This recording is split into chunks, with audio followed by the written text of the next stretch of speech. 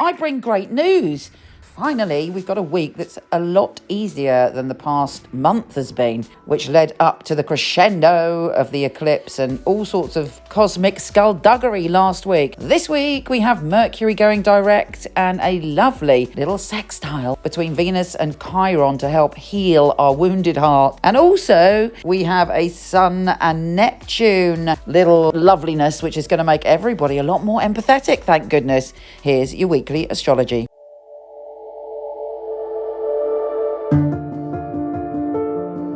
Aries. It has been tough recently, but there is a light all around us this week as everything is just feeling a little bit kinder, which is what we all need. Obviously, most importantly, Mercury is going direct, which for you in particular makes things a lot easier when it comes to your home and family. If you've had any confusion, ruckus, or drama around your home and family, expect it to start to clear. Of course, it doesn't come out of Mercury's shadow, i.e. things are still slightly tricky until the 26th. But right now, you're like, yeah, I'm an optimist. I'm going to get on and sort things out. And people are understanding each other more. And to add to that beautiful alchemical cosmic mix, we do have the Sun, Trine, Neptune, and there's a feeling of just a joyfulness, a kind of caring, a confidence in caring, an understanding of other people, more of a sense of union. And for you, you might have a spiritual revelation about what's going on with somebody in your family or what's going on around your home. And suddenly you have empathy and you can see the other person's point of view. There's a great sense of caring coming from you. Look out for spooky coincidences as well around your home and family. There's just some magic in the air. Now, Venus is sextile Chiron. Chiron is in our sign. It's in Aries. And Chiron is the wounded healer. So there's a lot of issues been coming up for us. Chiron sort of shows us where our wounds are.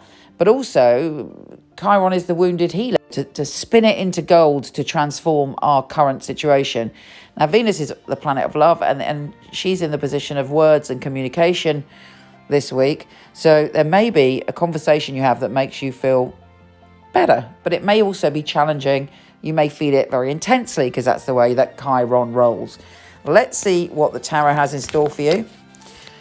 I'm shuffling with my extremely oversized, huge Rider-Waite tarot deck because couldn't find any other deck today, even though I've got 8 million in the house. Okay, Aries, what tarot inspiration do we have in the week ahead for you, my darlings? Let's have a little look. The first card is the Five of Cups. Now, you know that card, I'm sure. It's the person looking over and crying or sort of looking... I mean, last week was horrendous astrologically. There were some very, very intense vibes going on. And you may be feeling like, oh, a little bit wounded. Maybe somebody said something that hurt you. Maybe, as the astrology is saying, there's been some problems around communication to do with home and family. But now you've got the Nine of Pentacles. You're coming through it. Oh, and before that, you had the Five of Pentacles. There's a lot of that five energy. But when you move to the Nine of Pentacles, which is the lovely human standing in a garden with a bird on their hand and leaning on a grapevine with an abundance of pentacles, that's how you are going to feel this week, fingers crossed, that you've come through something, that you're at peace with yourself and that you're balancing. And then there's like a rebirth as you've got the Page of Wands, which is you, when you're enthusiastic, when you're ready for an adventure, when you have that vibe together. And finally, I've got the High Priestess, which is deeply relevant for you because, as I said, there's going to be some psychic snippets coming your way this week. So use your intuition and your wisdom to guide you through. Take care, gorgeous, and I'll speak to you soon.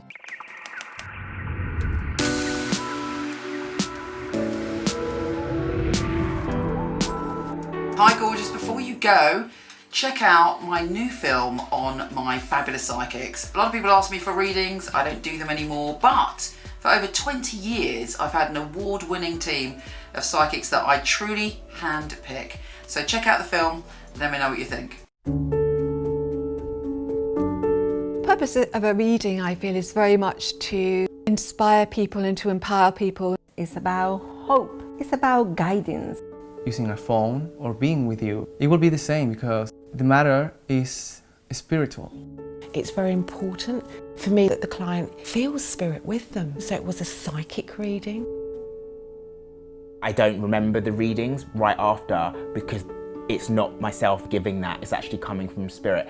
And it is a bit like a three-way conversation. I've got the person on the phone, I've got me, and I've got another voice that's telling me things.